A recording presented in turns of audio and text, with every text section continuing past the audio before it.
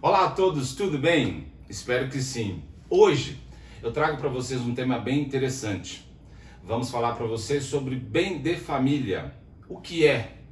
Empenhorabilidade do bem de família e quais as exceções que permitem a penhora desse bem. Mas antes de tudo, você sabia que existe uma lei que define tudo isso?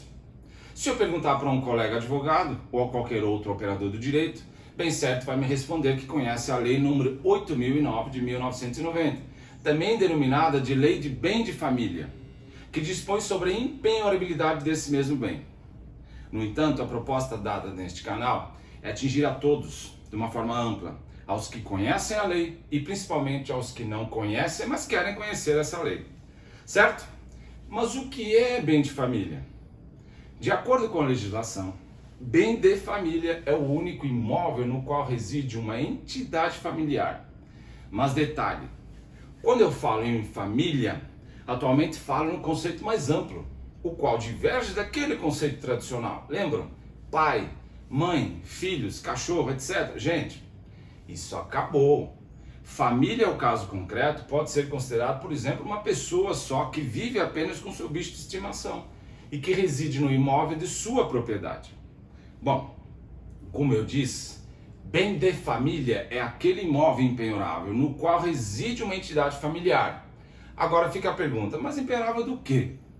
Impenhorável de dívidas civis, dívidas comerciais, previdenciárias, fiscais ou de outra natureza, contraídas por seus proprietários, conforme previsão no artigo 1º da Lei de Bem de Família. Mas existe um detalhe bem importante que a lei especificamente aponta como requisito principal. Para quê? Para que esse imóvel, que está sendo objeto de solicitação de penhora, seja considerado como impenhorável. Vejam, a lei fala que bem de família deve ser o único imóvel, grifem, único, no qual reside a família, reside, grifem, conforme previsão no artigo 5º da lei.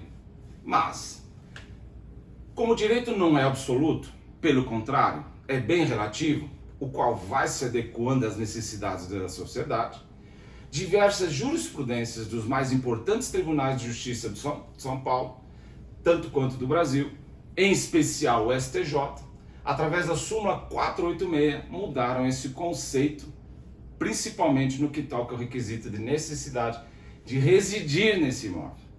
Vamos ler a súmula 486 do STJ? Ela é bem direta. Vamos lá, súmula 486 do STJ.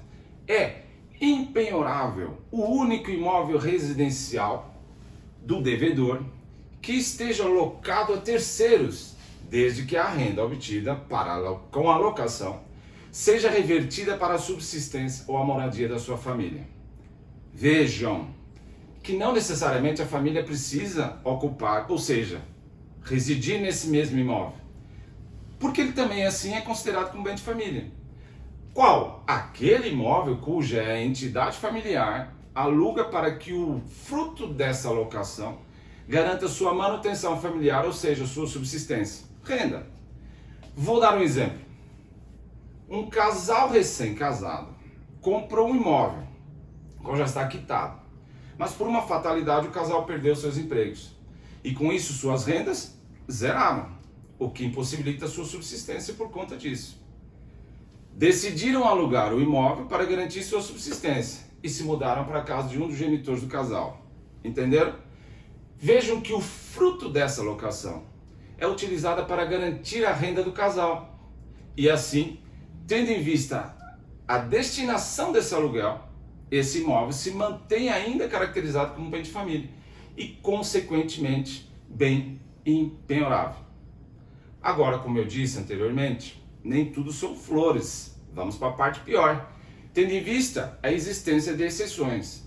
Cuidado com as exceções. E neste caso existem 6 exceções que possibilitam, anotem, possibilitam a penhora e a perda de um bem de família. Primeira exceção, e mais conhecida, trata-se daquele financiamento imobiliário, ou seja, aquele que originou a compra do próprio imóvel. Nesse caso, se o adquirente pagar as prestações até o final, tudo bem.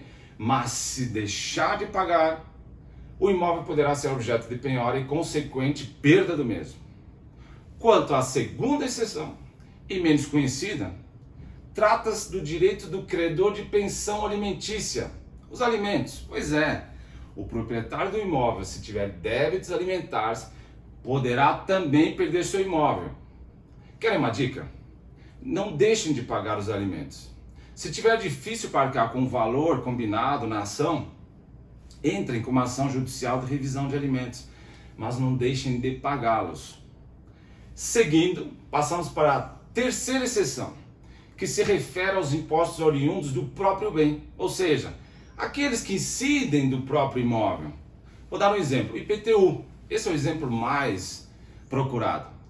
Esse imposto, como todos sabem, só existe por conta desse imóvel. Ora, se inexiste o imóvel, inexiste cadastro municipal, por consequência, inexiste o imposto.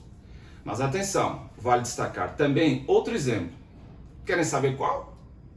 Já ouviram falar de taxas e contribuições condominiais? Aquelas despesas de condomínio? Pois é, cuidado. Dívidas condominiais relativas ao uso do próprio bem também podem ser objeto de penhora e perda do imóvel. Dica.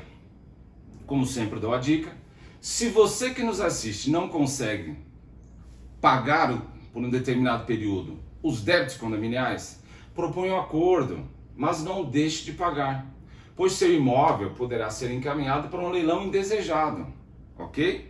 Tudo bem até aqui, gente? Ótimo! Não querendo vos assustar, ainda faltam mais 3 exceções. E a quarta exceção diz respeito à execução de uma das espécies de garantia real, denominada de hipoteca. Já ouviram falar, né?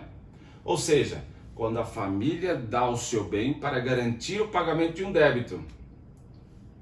Prestem atenção. No caso de eventualmente não quitar seu débito, poderá perder seu bem hipotecado. Na quinta e penúltima exceção, quase chegando ao final, também considerada como a mais lógica de todas as exceções, essa exceção surge quando o próprio bem de família é adquirido pela prática de um ou diversos crimes. Por exemplo, vou dar um exemplo: lavagem de dinheiro. Nesse caso, tendo em vista os fatos criminosos que originam a aquisição desse imóvel, o proprietário automaticamente perderá o imóvel. Ufa, estamos chegando à sexta e última. Que bom, né? Quanto à sexta e última exceção, também conhecida no dia a dia das negociações locatícias, trata-se da figura do fiador, aquele que garante um contrato de locação. Ou seja, uma das formas de garantir o recebimento do valor da locação porventura inadimplidos.